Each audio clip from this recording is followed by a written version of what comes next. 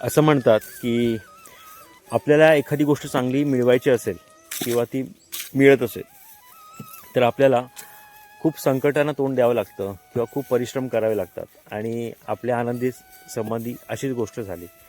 पण ज्या वेळेस आमच्या आनंदी जन्मली आणि खरं सांगतो की एवढं गोंडस बाळ होतं ना ते लहानपणी, तुम्हाला व्हिडिओ मी दाखवेनच याच्यामध्ये, की खूप मस्ती करत होतं. त्या दिवशी रात्री मी आणि माझी बायको सई, आम्ही दोघे आनंदी, मी आणि सई, आम्ही एकत्र वाड्यात एक साईडला झोपलो आणि नंदिनी एक साईडला होती आणि बाकीची गुरं देखील होती. कारण का खूप लेट झाला होता रात्री आणि ही आनंदी नीट दूध पण प्यायली नव्हती आणि नंदिनीचं आचूळ पण फाटलं होतं. त्यामुळे मला तिथे थांबणं गरजेचं होतं रात्री. आणि ज्यावेळेस माझी आनंदी जन्मली, एवढ्या परिश्रमातून एवढ्या कष्टातून तिचा जन्म झाला सगळ्या गोष्टीचं, आणि त्यानंतर खरं सांगू माझ्या आणि सईच्या आमच्या आयुष्याला खरी कलटणी तिथून मिळाली. आणि माझी एवढ्या वर्षाची जी आमची मेहनत सुरू झाली होती त्या गोसेवेमध्ये, तर प्रत्येक गोष्टीसाठी आम्हाला तिचा आशीर्वाद मिळायला सुरुवात झाला. कारण का आमच्या व्यवसायामध्ये भरभराट ह्या माझ्या पहिल्या पाडीमुळेच आली आणि आमच्यासाठी ती लक्ष्मीच आहे.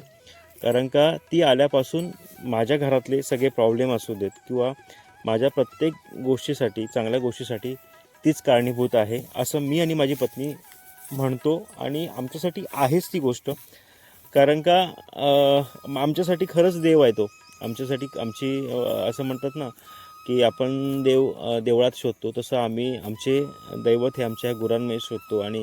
आणि ही घरातली पहिली लक्ष्मी जेव्हा जन्मली त्यानंतर आमच्या आयुष्यात होणारे बदल आम्ही बघितले आणि तिच्यामुळेच आज एवढं सगळं वैभव हे निर्माण झालं आहे. कारण का माझी आनंदी जन्मल्यानंतर माझ्या घरामध्ये कधीच कुठला पाडा अजून तरी जन्मला नाही. पहिले 2 पाडे मी गुजरातवरनं आणले. पहिला पाडा गिरिजाचा जन्मला, तो माझा रतन. आणि त्यानंतर पहिली पाडी जी जन्मली ती ही आनंदी. आणि आनंदीच्या पाठी कुठलाही पाडा जन्मला नाही, फक्त पाड्या आल्यात. मग भले ते मी सिमन्सने ते भरू दे किंवा बुलने भरू देत, माझ्या वाड्यामध्ये ही पाडी जन्मली आणि हा तिचाच आशीर्वाद आहे. त्यामुळे ही आमची आनंदी तुम्ही बघताय. आणि खरं हिच्यामुळे आज हा वाडा आणि आम्ही आहोत. तर तुम्हाला आमची आनंदी कशी वाटली नक्की आम्हाला कमेंट करून सांगा. आणि तिला जर तुम्हाला भेटायचं असेल तर नक्की आपल्या फार्मला व्हिजिट करा. धन्यवाद.